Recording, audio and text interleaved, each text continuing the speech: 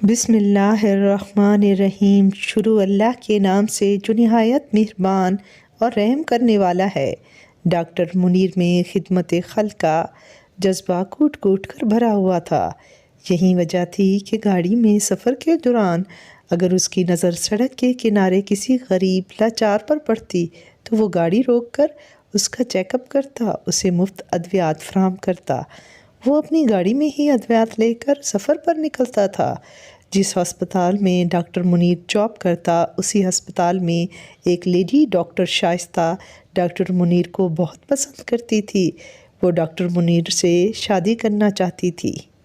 شہر سے دور دراز علاقے میں ایک گاؤں تھا۔ اس گاؤں کے چودھری نے اپنے علاقے کی صحت کے مسائل کو سمجھتے ہوئے اپنی ہی ذاتی زمین کے 10 کنال کے اراضی کو ایک بڑی ڈسپنسری بنوائی تاکہ گاؤں والوں کو شہر نہ جانا پڑے، مگر کوئی بھی ڈاکٹر اس دور دراز گاؤں میں آنے کے لیے بالکل تیار نہ تھا۔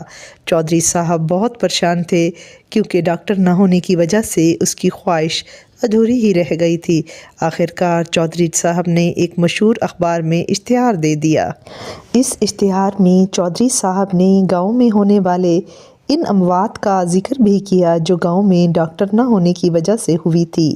ڈاکٹر منیر کی نظر میں جب وہ اشتہار گزرا تو اس نے گاؤں میں اپنا تبادلہ کروانے کا فیصلہ کر لیا۔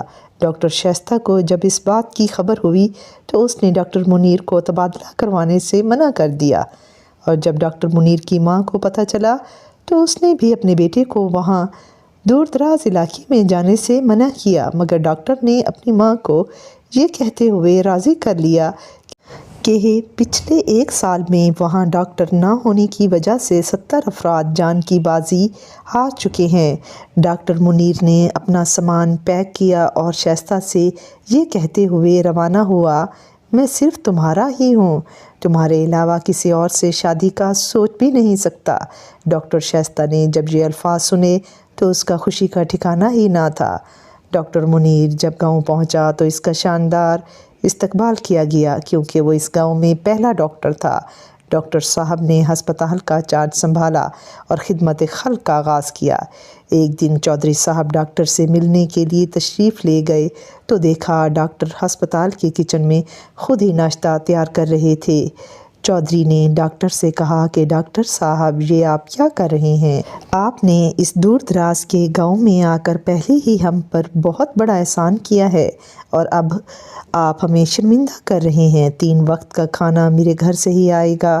ڈاکٹر نے انکار کیا مگر چودھری کے بے حد اصرار پر وہ اس بات کے لیے مان گیا۔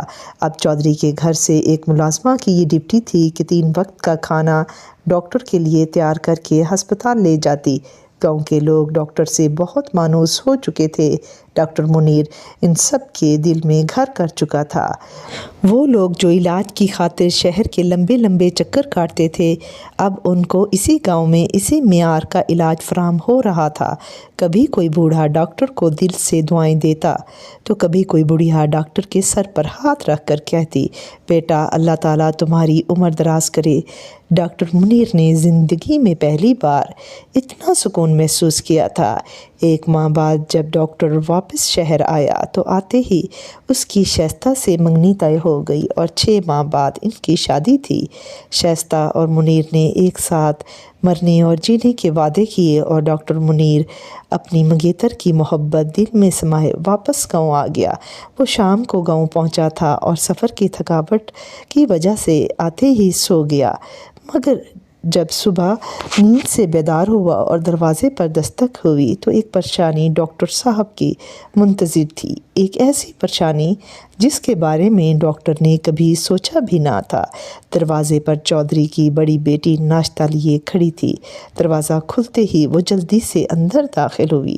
ڈاکٹر نے جب ایک نوجوان لڑکی کو سامنے دیکھا تو پریشان ہو کر کہا کہ آپ یہاں کیوں آئی ہیں؟ کسی نے دیکھ لیا تو قیامت سے پہلے ہی قیامت برپا ہو جائے گی۔ وہ یہ بات اچھی طرح جانتا تھا کہ دیہاتی علاقوں میں ایسے معاملات پر قتل بھی ہو جاتے ہیں۔ لڑکی نے کہا کہ میں چودھری کی بیٹی ہوں، میری بات غور سے سنو، مجھ سے ایک غلطی ہو گئی ہے اور اب میرے پیٹ میں ایک ناجائز بچہ ہے، میں اپنا حمل گرانا چاہتی ہوں۔ اگر آپ نے انکار کیا تو اس میں آپ ہی کا نقصان ہے۔ اس سے پہلے کہ ڈاکٹر اسے مزید سمجھاتا، اچانک ہی چودھری کا بیٹا ہسپتال میں داخل ہوا۔ اسے اطلاع دی گئی تھی کہ آپ کی بہن اس وقت ڈاکٹر کے ساتھ ہسپتال میں موجود ہے۔ اس نے کمرے کا دروازہ کھولا اور اندر داخل ہوا۔ ڈاکٹر صاحب، ہم تو آپ کو ایک شریف آدمی سمجھتے تھے، مگر آپ تو انسان کے روپ میں شیطان ہیں۔ اس سے پہلے کہ ڈاکٹر اپنی صفائی میں کچھ کہتا، وہ اپنی بہن کو بالوں سے پکڑ کر گھسیٹتا ہوا گھر لے گیا۔ وہ ایک ہی گھنٹے کے بعد ہسپتال کے اندر ہی ایک پنچایت جمع ہو گئی۔ برادری کے معزز لوگ ہسپتال میں جمع تھے، جن کی سربراہی چودھری صاحب خود ہی کر رہے تھے۔